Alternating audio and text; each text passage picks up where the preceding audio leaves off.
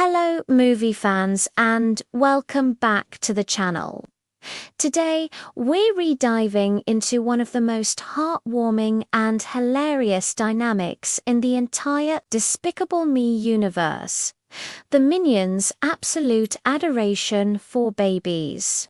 From the moment Gru's life was turned upside down by three little girls, the Minions stepped up in the most chaotic and lovable way possible. We've compiled the absolute best scenes that show just how much these yellow banana-loving sidekicks adore Margot, Edith, and especially little Agnes.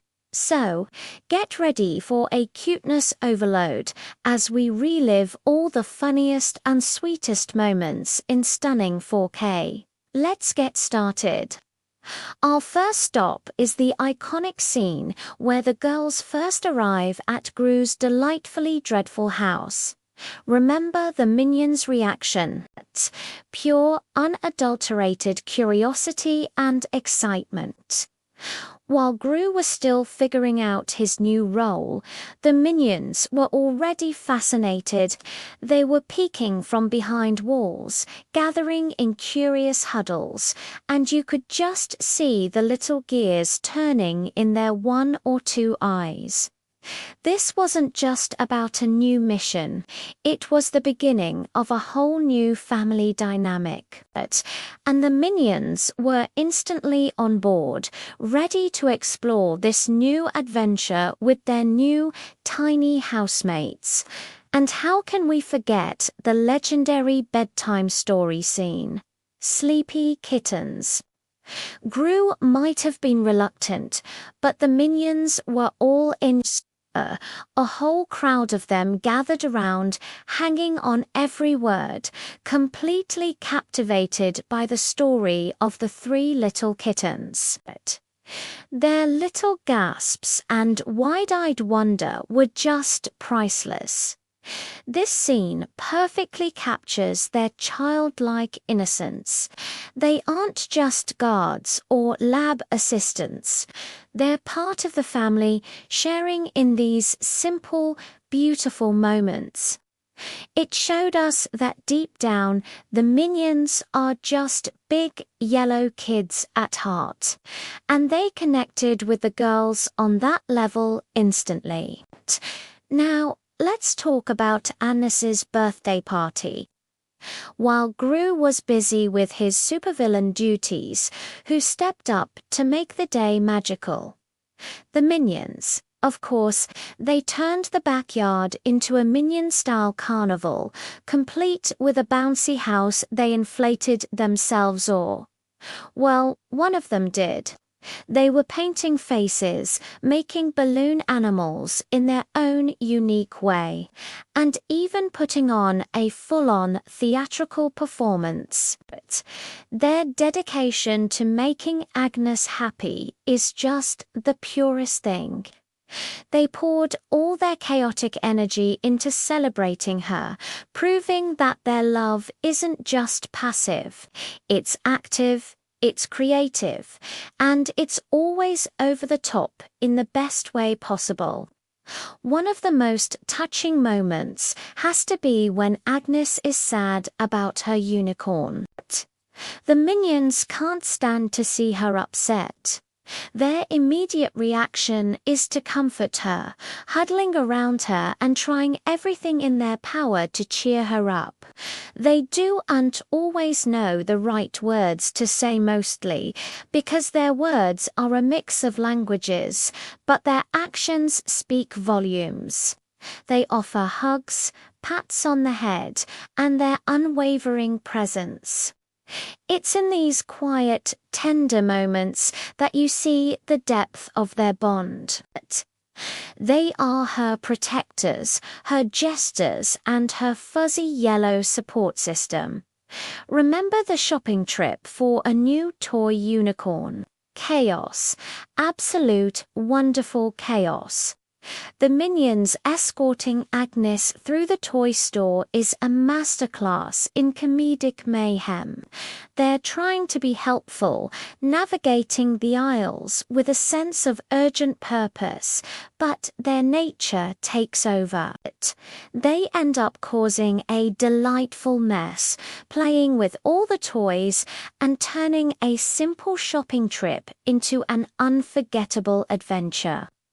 Yet, through it all, their primary goal is clear. Get Agnes, her fluffy unicorn. Their loyalty to her wishes, even when it leads to total pandemonium, is what makes them so incredibly endearing. Let's shift gears to Despicable Me 2. The girls are a bit older, but the minions' affection hasn't faded one bit. When Lucy comes into the picture, the minions are just as invested in the girls' happiness as ever.